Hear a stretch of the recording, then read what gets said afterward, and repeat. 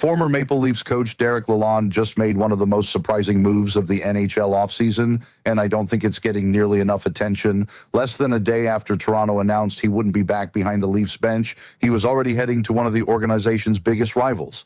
That's right, Lalonde is joining the Montreal Canadiens. And if you ask me, this isn't just another assistant coach changing teams. Here's what I'm hearing around the league. This move is about much more than filling a vacancy. It's about experience, trust, and two organizations moving in completely different directions. The timing is what immediately caught my attention. Toronto officially reshaped its coaching staff, bringing in new voices and moving on from Derek Lalonde. At first glance, it looked like a routine offseason adjustment. Teams change assistants all the time. Coaches come and go every summer, but then almost immediately Montreal stepped in and hired him. That's when this story became much bigger than a normal coaching transaction. From what I've been told, there wasn't a long waiting period.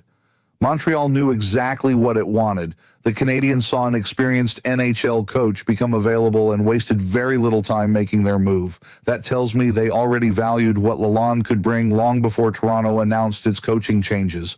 Now, if you've only looked at Lalonde's record as head coach of the Detroit Red Wings, you might wonder why there's so much interest. Detroit didn't reach the playoffs during his time behind the bench, and eventually the organization decided to move in another direction.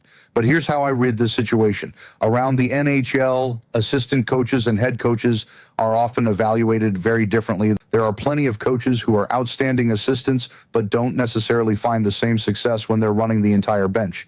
League sources and people around the game have consistently pointed to Lalonde's reputation as a systems coach. Before Detroit, he spent years with the Tampa Bay Lightning, working under John Cooper and helping build one of the league's most successful teams. During that run, Tampa captured back-to-back Stanley Cups, and Lalonde earned respect throughout the league for his preparation, defensive structure, and ability to communicate with players. That's experience you simply can't teach. Toronto recognized that last summer when they added him to their coaching staff after his departure from Detroit.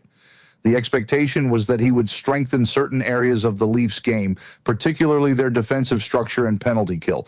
While opinions differ on exactly how much impact one assistant coach can have, many around the league believed Toronto's penalty kill remained one of the more reliable parts of the team throughout the season. So when the Maple Leafs announced their coaching overhaul this week, I immediately started wondering where Lalonde would end up next. Honestly, I expected several teams to show interest. Experienced NHL assistants with Stanley Cup rings don't stay unemployed very long. What surprised me wasn't that he got another job, it was where he landed. Montreal isn't just another team. It's Toronto's oldest rival. Every move between these two organizations attracts attention, even when it involves front office staff or assistant coaches. Fans immediately start asking whether one side knows something the other doesn't. Here's what the Canadiens are getting. They're adding someone who has been an NHL head coach.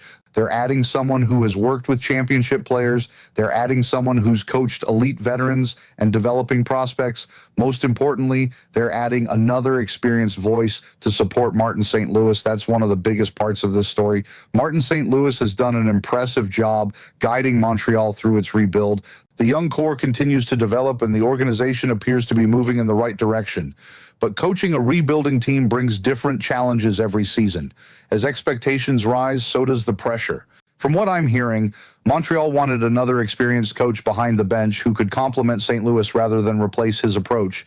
Lalonde fits that description almost perfectly. One detail that's generated plenty of discussion is the expectation that Lalonde won't simply be another assistant handling a small assignment. Reports suggest he'll take on significant responsibilities, including helping oversee defensive play and contributing heavily to the Canadiens' penalty kill structure. While the organization hasn't publicly outlined every detail of his role, people around the league believe he'll have a meaningful voice in game preparation and tactical adjustments. That makes sense to me. When you hire someone with NHL head coaching experience, you're not bringing him in just to organize drills during practice.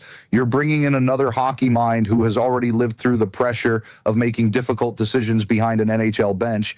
Now let's shift back to Toronto for a moment, because one question keeps coming up. Did the Maple Leafs make a mistake? Here's what I'm hearing. There is absolutely no indication that Lalonde left because of conflict inside the organization. There are no credible reports suggesting disagreements with management or friction with the coaching staff. Everything points toward Toronto wanting a fresh coaching group after another disappointing playoff exit. That's important context. Organizations change coaches for all kinds of reasons. Sometimes they simply want different voices. Sometimes new assistants bring different teaching methods. Sometimes it's about chemistry more than performance. Toronto chose to move forward with Daniel Alfredsson, John Gruden, and Brad Wawrinka as part of its coaching staff. That's the direction management decided to take. But here's where things get interesting. The fact that Montreal acted almost immediately suggests they viewed Lalonde as someone with real value. If another NHL team hires your former assistant within hours, it's fair for fans to ask whether that coach was more respected around the league than many people realized. I've spent some time reading reactions from both fan bases, and the difference is fascinating. Among Canadiens fans, there's a lot of optimism. Many see Lalonde as someone whose strengths are better suited to an assistant role than a head coaching position. They point to his years in Tampa and believe he'll strengthen Montreal's defensive identity as the team pushes toward becoming a playoff contender. Leafs fans, on the other hand, are much more divided. Some believe Toronto needed a complete coaching reset regardless of individual performance. Others think Lalonde was responsible for some of the team's strongest defensive work and wonder whether letting him leave could eventually benefit a direct rival. My take is somewhere in the middle. I don't think Toronto made this decision lightly, and I also don't think Montreal hired him just because he happened to become available.